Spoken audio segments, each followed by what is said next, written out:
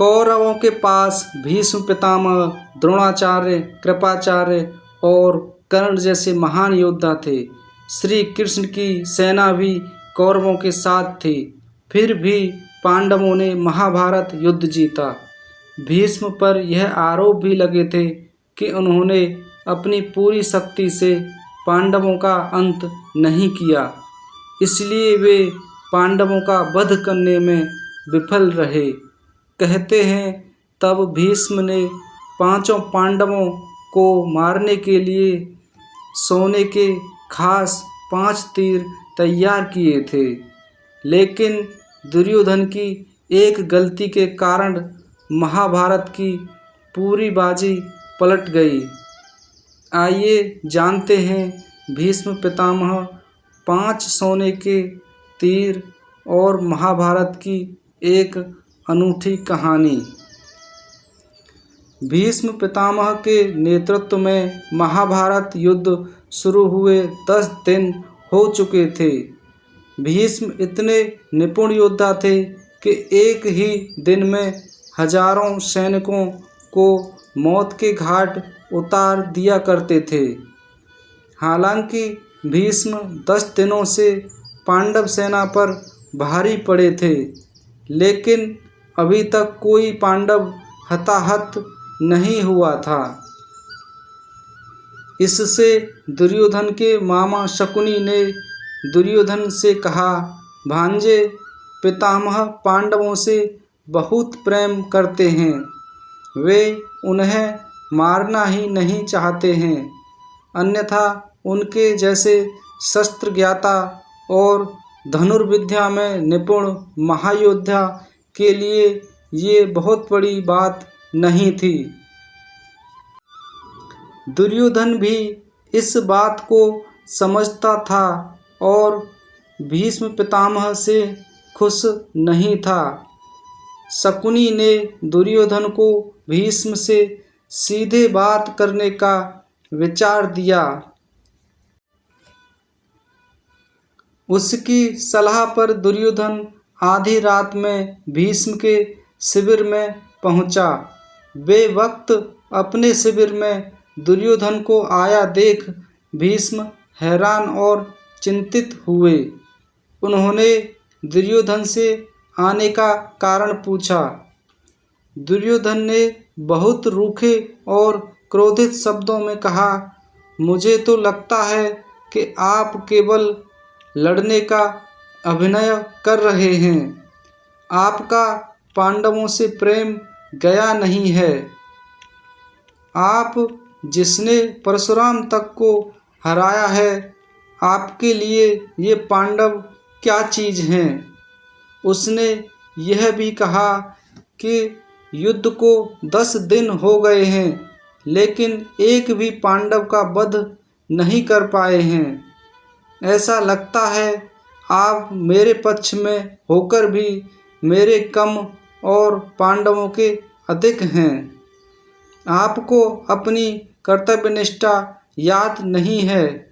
दुर्योधन से ऐसी बातें सुनकर भीष्म के दिल को बहुत चोट लगी। वे बहुत दुखी हो गए, लेकिन हस्तिनापुर राज्य के प्रति अपनी कर्तव्यनिष्ठा से बंधे हुए थे।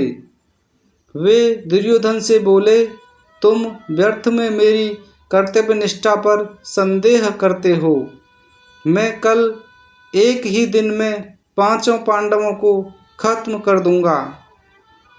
इसके बाद भीष्म ने अपने शस्त्र भंडार में से 5 स्वर्ण बाण, सोने के बने तीर निकाले और अपनी विशेष धनुर्विद्या मंत्र से उन सोने के तीरों को अभिमंत्रित कर दिया। वे बोले, दुर्योधन, कल पांडवों का अंतिम दिन होगा और उनकी मृत्यु के बाद युद्ध का परिणाम तुम्हारे पक्ष में होगा। अब दुर्योधन बहुत खुश था, लेकिन उसे शकुनी की बात याद थी।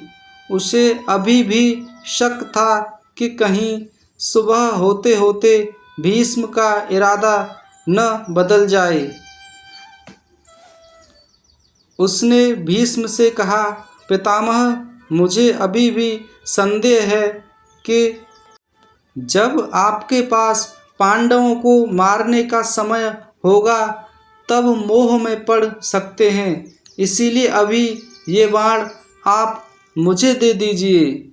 मैं युद्ध भूमि में उचित समय आपको ये 5 बाण लौटा दूंगा। तब आप मेरे सामने पांडवों का वध कर देना। दुर्योधन की बात सुनकर भीष्म एक बार फिर दुखी हो गए। उन्होंने वे 5 बाण दुर्योधन को दे दिए। दुर्योधन बहुत खुश था, लेकिन उसे नियति का खेल पता नहीं था। श्री कृष्ण के गुप्तचर युद्ध क्षेत्र के चप्पे चप्पे में फैले हुए थे। संयोगवश भीष्म और दुर्योधन की ये बातें श्री कृष्ण के एक गुप्तचर ने सुन ली थीं। उसने श्री कृष्ण को इसकी सूचना दी। तब श्री कृष्ण ने अर्जुन से कहा, हे अर्जुन, तुम अभी दुर्योधन के पास जाओ और 5 बाण मांग लो। अर्जुन भौचक हो गए कि दुर्योधन वो तीर उसे क्यों देने लगा। तब श्री कृष्ण ने कहा, अर्जुन को याद दिलाया कि कैसे अर्जुन ने एक बार यक्ष और गंधर्वों के हमले से दुर्योधन की जान बचाई थी। तब दुर्योधन ने खुश होकर कहा था, अर्जुन चाहे कीमती वस्तु उसे मांग सकता है। लेकिन उस दिन अर्जुन ने दुर्योधन से कुछ नहीं मांगा था। श्री कृष्ण के याद दिलाने पर अर्जुन को भी इस घटना का स्मरण हो आया। अर्जुन दुर्योधन के शिविर में पहुँचे।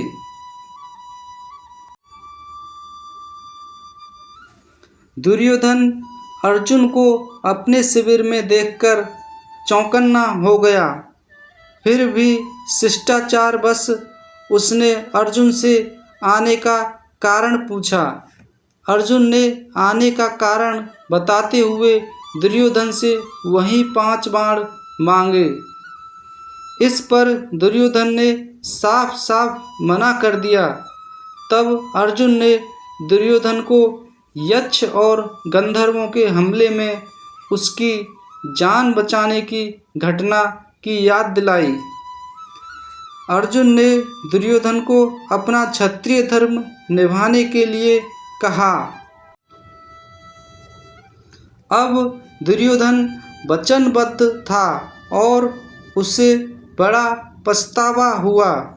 अर्जुन की बातें सुनकर दुर्योधन ने 5 बाण अर्जुन को दे दिए। इस तरह से भीष्म से अभिमंत्रित सोने के बाण लेने की गलती दुर्योधन पर भारी पड़ी। श्री कृष्ण की तत्परता से पांडवों की मौत टल गई, नहीं तो 11वें दिन ही महाभारत का युद्ध समाप्त हो गया होता। कृपया हमारे चैनल को सब्सक्राइब करें और वीडियो को लाइक करें। वीडियो देखने के लिए बहुत बहुत धन्यवाद।